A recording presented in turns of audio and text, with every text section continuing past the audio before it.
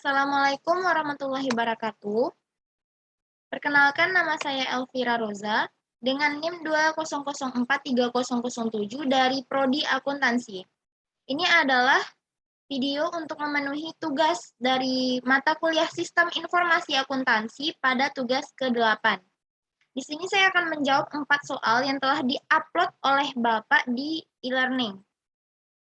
Pertanyaan pertama, perusahaan seperti Walmart telah berpindah dari GIT ke Sistem Vendor Managed Inventory atau disebut juga dengan VMI. Diskusikan kelebihan dan kekurangan potensial atas pengaturan ini. Jika ada, pengendalian khusus apakah yang harus dikembangkan untuk mengawasi sistem VMI?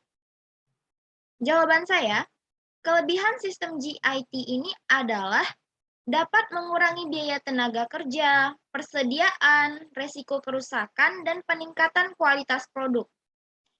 Biaya tenaga kerja dan biaya penyimpanan dapat ditekan sampai seminimal mungkin.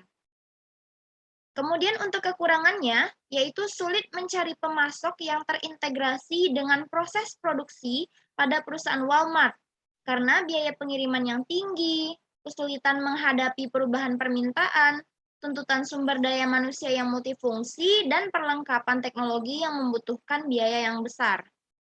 Kemudian untuk pengendalian khususnya, yaitu pengendalian persediaan atau inventory control.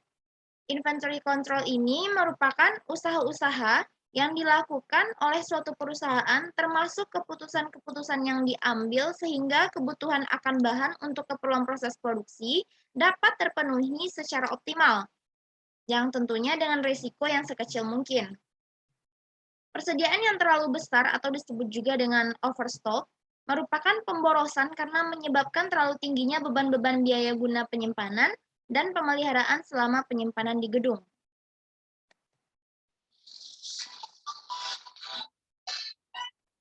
Kemudian pertanyaan kedua, haruskah setiap perusahaan beralih dari proses pencocokan 3 cara tradisional yang terdiri dari pesanan pembelian, laporan penerimaan, dan faktor pemasok ke pencocokan 2 cara yang terdiri dari pesanan pembelian dan laporan penerimaan yang digunakan dalam Evaluated Receipt Settlement atau IRS. Mengapa ya dan mengapa tidak? Jawaban saya adalah iya, harus. Karena IRS menghemat waktu dan uang dengan mengurangi jumlah dokumen yang dicocokkan. Ancaman dan pengendalian salah satunya adalah kesalahan dalam faktur pemasok, seperti ketidaksesuaian antar harga yang dicantumkan dan harga aktual yang dibebankan atau salah hitung dari total jumlah jatuh tempo. Untuk pembelian kartu pengadaan, para pengguna harus diisyaratkan untuk menyimpan data bukti dan memverifikasi ketepatan atas laporan bulanan. Kemudian untuk soal selanjutnya, jelaskan mekanisme pengendalian internal yang saudara terapkan untuk mencegah pembayaran faktur pembelian kredit yang sama 2 kali. Oke, baik, di sini saya punya 4 jawaban. Yang pertama, membatalkan seluruh dokumen pendukung ketika dokumen cek ditandatangani. Yang kedua, mencatat pengeluaran kas mesti terpisah dari unit yang mengeluarkan cek. Yang ketiga, pembelian harus didokumentasikan dan harus secara tertulis. Yang terakhir, pengendalian terhadap akses dengan membatasi akses masuk ke gudang. Di sini jelas maka aset akan terlindungi dan kejadian seperti yang di soal itu tidak akan terjadi. Oke, dan ini adalah soal terakhir. Jelaskan mekanisme pengendalian internal yang saudara terapkan untuk mencegah pembelian fiktif. Jawaban saya yang pertama, memperketat SOP pada penjualan.